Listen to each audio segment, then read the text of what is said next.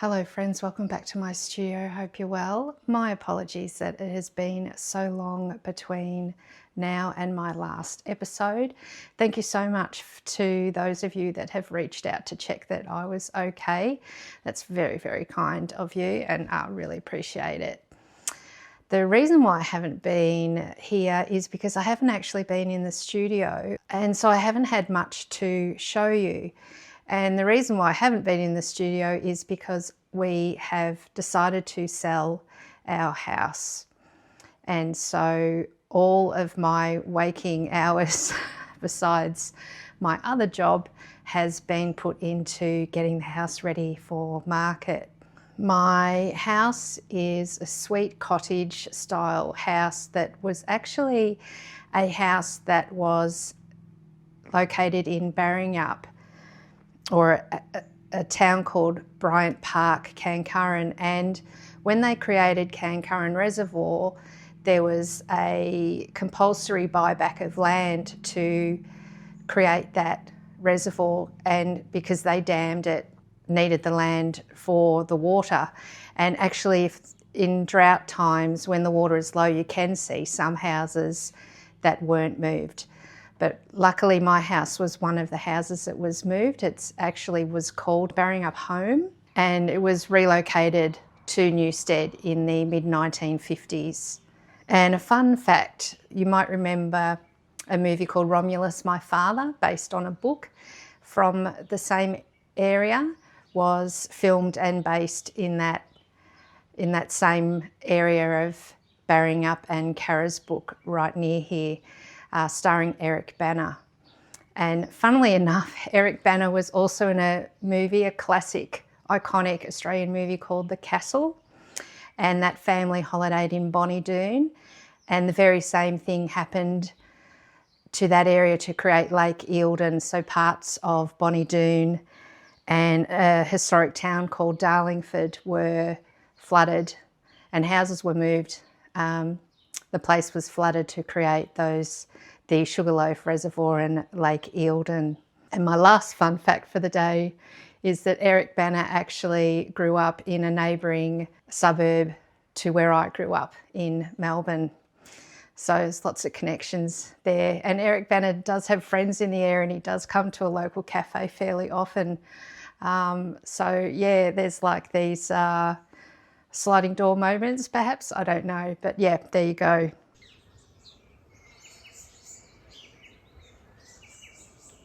So we have bought a block of land close to Castlemaine, so we're moving closer to town on a smaller block. As much as I absolutely adore my garden, I have seen it fall into neglect. I really now am so focused on just creating and painting that I haven't got enough time that the garden warrants. So we're moving to a smaller block, which I might regret. And of course I'm leaving my studio behind. Yeah, I will be without a studio for some time because we will need to build a house first before I even consider a studio. So you can see that the studio looks very, very different to what you would be familiar with, because we've also downsizing all of our items, and I hope that if I ever get to have a studio, a purpose-built studio again, it will be hopefully about 1/3 of this space. I'd love to say a quarter, but so what I've tried to do, because you can see that shelving there is completely empty. I used to have most of my things there. Ignore these boxes, they're all things packed.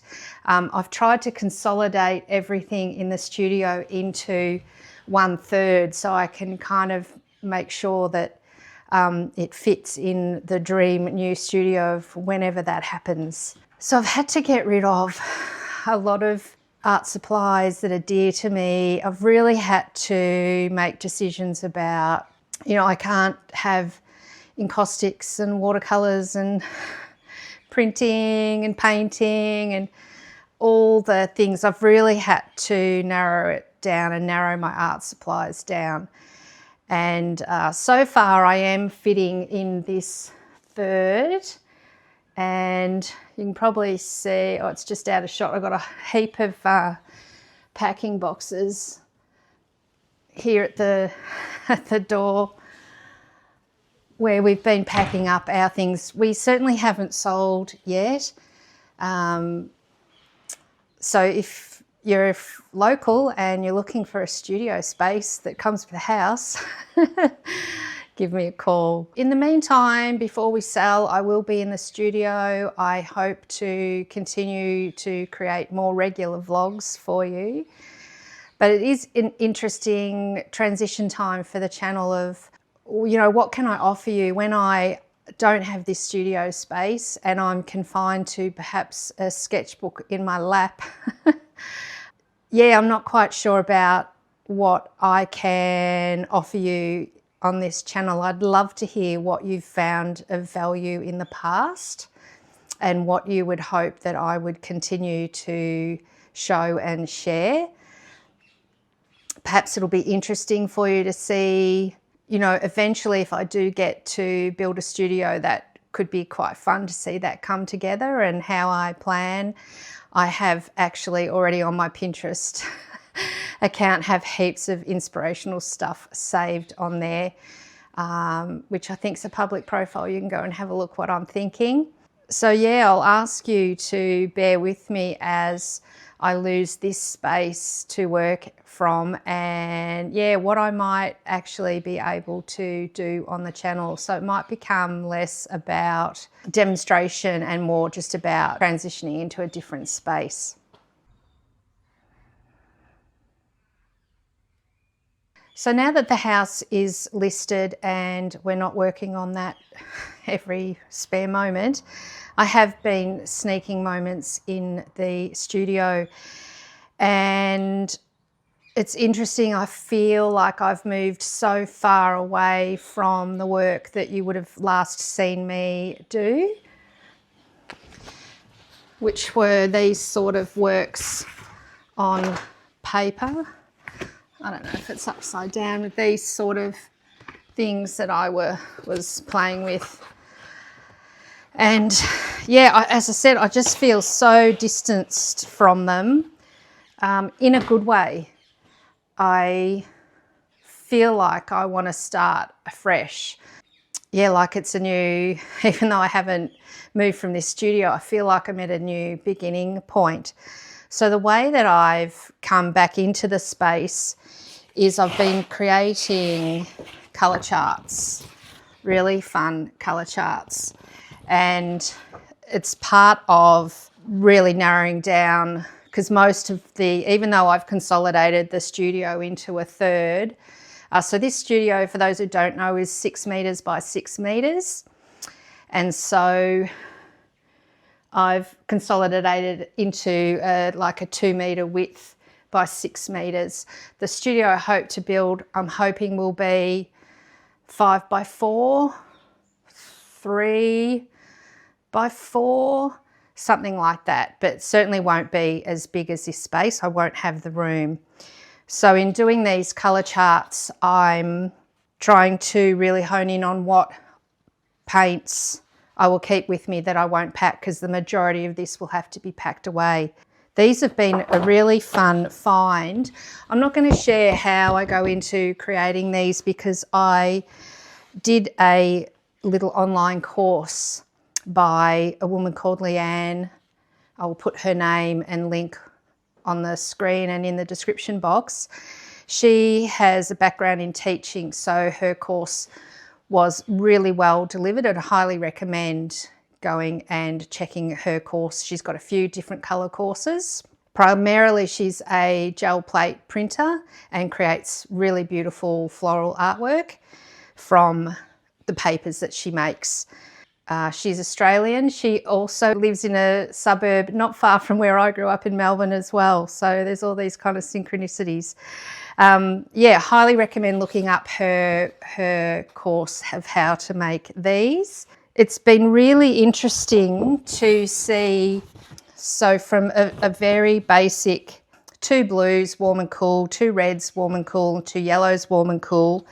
And I've got this lovely cerulean's sort of colour, which is so like this favourite colour of mine, the Titan Green Pale. And those of you know me know how much I love these apricots and things.